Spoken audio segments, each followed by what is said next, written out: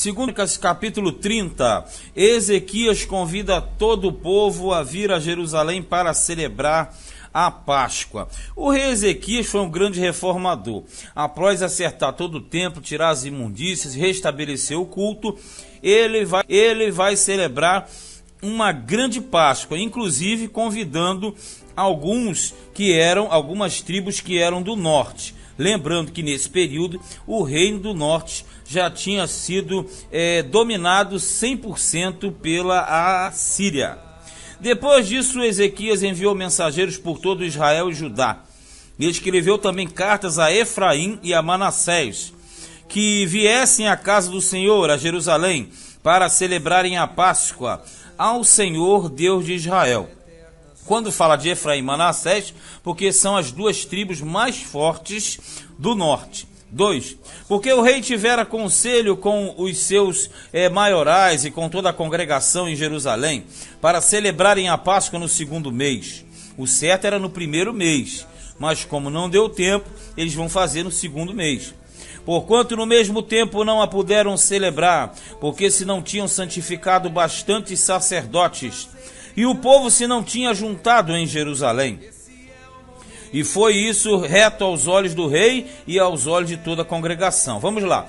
Ele vai realizar uma grande Páscoa. Na verdade, nós sabemos que a Páscoa deveria ser celebrada no primeiro mês, no 14º dia. Mas como os sacerdotes não estavam preparados ainda, ele transferiu para o segundo mês, 14º dia do segundo mês, como era a segunda chamada estabelecida na lei. E ordenaram que se fizesse passar pregão por todo Israel. Pregão quer dizer um anúncio para todos.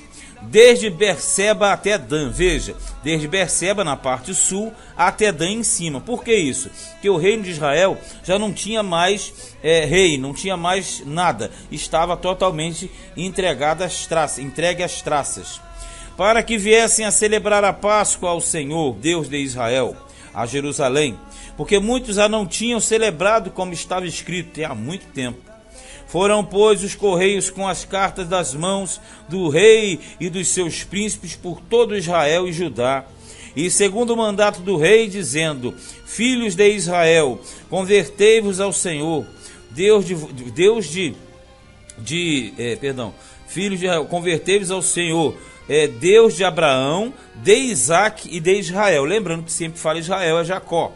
Para que ele se volte para aqueles de vós que escaparam das mãos do rei da Assíria. Por que rei da Assíria?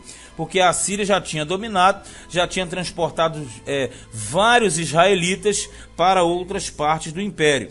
E não sejais como vossos pais e como vossos irmãos, que transgrediram contra o Senhor, Deus de seus pais, pelo que os pôs em assolação, como vedes. Não endureçais agora a vossa cerviz, quer dizer, teimosia, não aceitar, como vossos pais.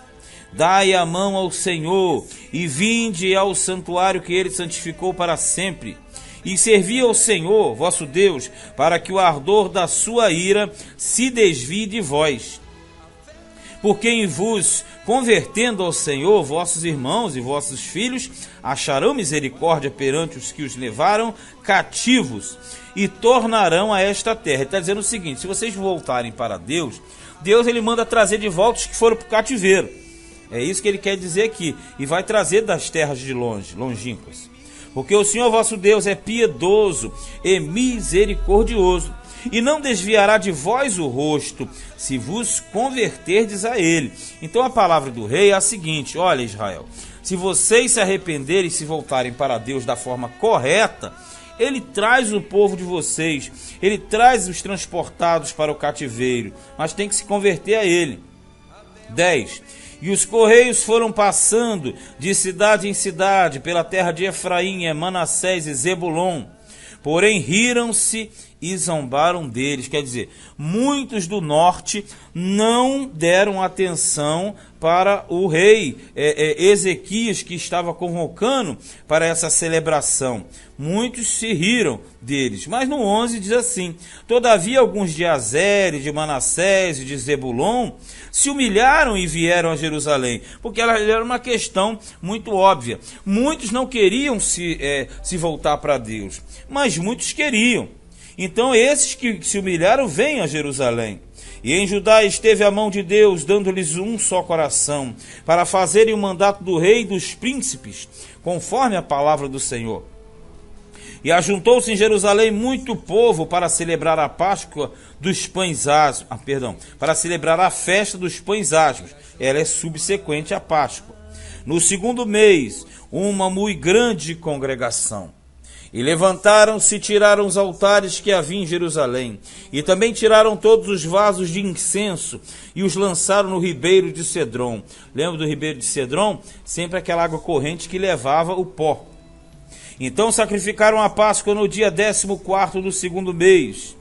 E os sacerdotes e levitas se envergonharam e se santificaram e trouxeram holocaustos à casa do Senhor. Veja que o cronista ele enfatiza o lado dos sacerdotes e levitas se envergonharem para se santificarem, quer dizer, para entrarem da forma devida dentro do ritual conforme a lei do Senhor. E puseram-se no seu lugar, segundo o seu costume, conforme a lei de Moisés, o homem de Deus. E os sacerdotes aspergiram sangue, tomando-o das mãos dos levitas. Porque havia muitos na congregação que se não tinham santificado, pelo que os levitas estavam encarregados de matarem os cordeiros da Páscoa por todo aquele que não estava limpo, para os santificarem ao Senhor. Lembra que nós citamos isso? Os levitas estavam muito mais empenhados do que os sacerdotes. Então, no caso aqui, os levitas estavam fazendo os sacrifícios em nome do povo. 18. Porque uma multidão do povo, muitos de Efraim, Manassés, e Issacar e Zebulon, se não tinham purificado e, contudo, comeram a Páscoa, não como está escrito. Quer dizer, esses daqui vieram do norte. Nós sabemos que no norte estava uma bagunçada só. Então, na verdade, esses que vieram do norte não estavam ritualmente propícios para o sacrifício. Mas eles participaram da Páscoa. E não tinha como fazer tudo aquilo na hora de discipulá-los e mostrar como é que era a forma. Aqui diz, porém Ezequias orou por eles, dizendo: o Senhor, que é bom, faça reconciliação com aquele que tem preparado o coração para buscar ao Senhor Deus, o Deus de seus pais, ainda que não esteja purificado segundo a purificação do santuário. Você entende? Ele está dizendo o seguinte aqui, o Ezequias, ele está falando, olha, esse povo não sabe como é que é o negócio, e não tem tempo. Então ele está pedindo a Deus para que aceitasse o coração deles, porque o coração estava preparado. Por quê? Porque eles se arrependeram e vieram a Jerusalém. Mas só que ritualmente eles estavam impróprios, mas até mesmo pela distância da lei, pela falta do conhecimento. Eles tinham uma inobservância da lei, não porque eles queriam, mas porque não havia sido ensinado a eles. Lembra do texto de Oséias, que o povo é destruído porque faltava o conhecimento? Era o reino do norte. E por que faltava o conhecimento? Porque os sacerdotes não faziam. Então esse povo que veio do norte não tinha consciência do seu estado impuro diante da situação. Por isso que a oração de Ezequias é uma oração intercessória. Ele pede para Deus receber o povo, mesmo que eles estivessem fora do padrão. Olha no 20. E ouviu o Senhor a Ezequias e sarou o povo. Sarar aqui não é sarar de doença física necessariamente. Sarar é do estado impuro, impróprio, que os faziam imundos. E os filhos de Israel que se acharam em Jerusalém celebraram a festa dos pães asmos, 7 dias, com grande alegria. E os levitas e os sacerdotes louvaram bem alto ao Senhor, dia após dia.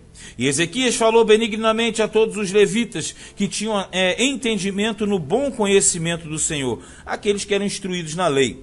E comeram as ofertas da solenidade por 7 dias, oferecendo ofertas pacíficas e louvando ao Senhor, Deus de seus pais.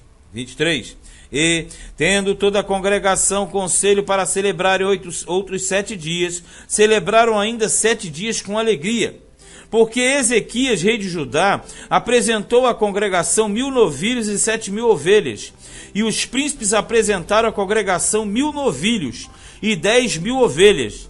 E os sacerdotes se santificaram em grande número.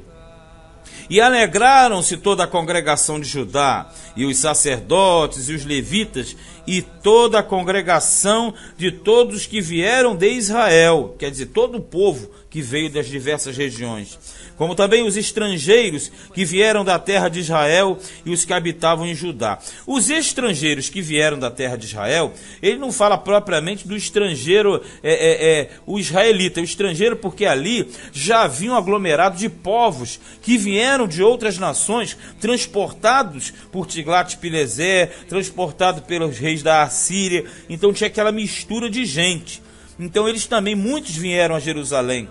E houve grande alegria em Jerusalém, porque desde os dias de Salomão, filho de Davi, rei de Israel, tal não houve em Jerusalém. Quer dizer, a comparação da Páscoa de Ezequias com a Páscoa de Salomão é proposital do cronista, porque na verdade ele está mostrando que aquela Páscoa foi recebida por Deus da mesma forma. Quer ver aqui, ó, 27.